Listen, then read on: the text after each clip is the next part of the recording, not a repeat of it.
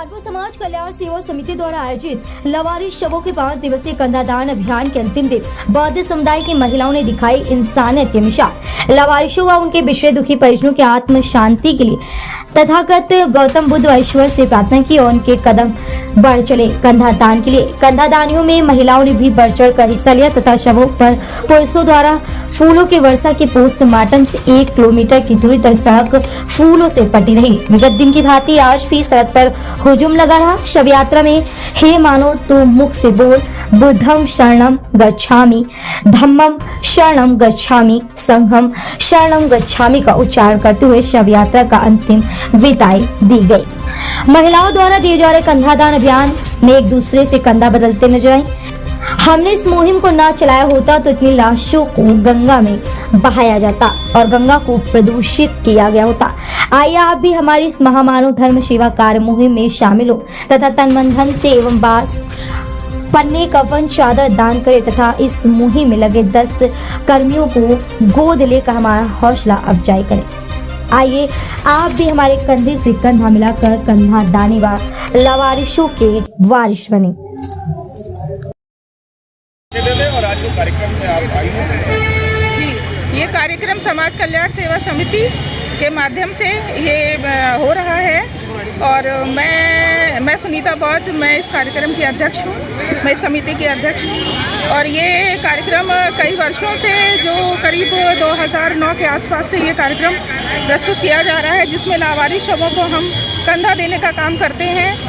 और हमारा उद्देश्य है कि जो जो पहले के समय में जो पर्यावरण को दूषित करने का काम होता था कि यहाँ वहाँ लाश पड़ी रहती थी, गंगा में बहती थी, अब आज के समय में कई वर्षों से ये काम नहीं हो रहा है और हम पर्यावरण को दूषित करने से बचा रहे हैं। और हम लावारिस को यूं ही नहीं जाने देते हैं, हम अपना कंधा देके उन्हें मान सम्मान के साथ हम उनकी अंत्येष्टि करते हैं।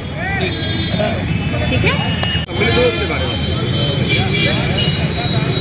मैं भदंत आर्यपुत्र अंगुलीमाल अखिल भारतीय भिक्खु महासंघ का राष्ट्रीय संगठन मंत्री, बुद्ध गया मुक्ति आंदोलन का प्रेसिडेंट उत्तर प्रदेश का।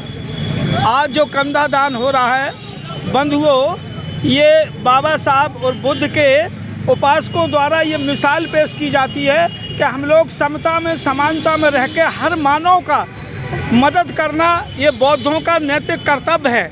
क्योंकि बाबा साहब की मिसाल देखिए आप, बाबा साहब का इस देश में इतना अपमान होने के बाद भी उन्होंने चाहे ईसाई हो, सिख हो, यहूदी हो, जैन हो, मुस्लिम हो, हिंदू हो, किसी भी कास्ट का उन्होंने या किसी भी जात का उपेक्षित नहीं किया है। किसी भी देश का व्यक्ति हो, सबको समानता का अधिकार दिया है, मौलिक अधिकार दिया है, जीने का अधिकार दिया है, समता का अधिकार दिया है। उसी को देखते हुए आज जो धनीराम पैंथर ये कार्यक्रम कर रहे हैं, अगर वो बाबा साहब के अनुयायी ना होते, वो बौद्ध धर्म के अनुयायी ना होते तो शायद ये काम नहीं करते, उन्हें घृणा करती। लेकिन यहाँ घृणा नफरत नहीं है, समता समानता रखने के लिए ये कार्य किया जाता है और ये काफ़ी समय से चल रहा है। और मैं इस देश के हर व्यक्ति से कहता है कि बंधुओं, किसी तरह से हम सब मिलकर इस देश को आदर्शवादी बनाएं, समता में ले आएँ, समानता, एकता, अखंडता, आदर्शता, नैतिकता, तभी ये देश महान बनेगा।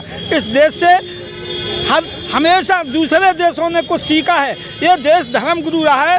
तो आज हम पत्रकार बंधुओं की भी आपका मंगल कामना करते हुए या जिस चैनल से आप हैं उन चैनलों का बहुत बहुत साधुवाद करता हूं कि कम से कम ये आप दिखाते ही रहें ताकि लोगों में एक ऊर्जा पैदा, एक नैतिकता पैदा होती रहे, एक सदाचार पैदा होता रहे, एक समता पैदा होते रहे, बंधुत्व पैदा होता रहे। हम इसलिए नहीं आए इस देश में कि किसी से गिलानी, घृणा, नफरत, अन्याय, अत्याचार, जुल्म जास्ती के लिए आए हों, चोरी बदमाशी के लिए आए हों।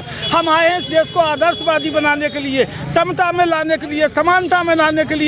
हम उस महापुरुष की संतान है। ये देश ऐसा है भारत, इसको माँ के नाम से पुकारा जाता है। तो हम सब माँ के सपूत हैं, तो हमें आपस में मिलकर रहना चाहिए, समता में रहना चाहिए। बहुत बहुत साधुवाद आपका। सब्बे सत्ता सुखी।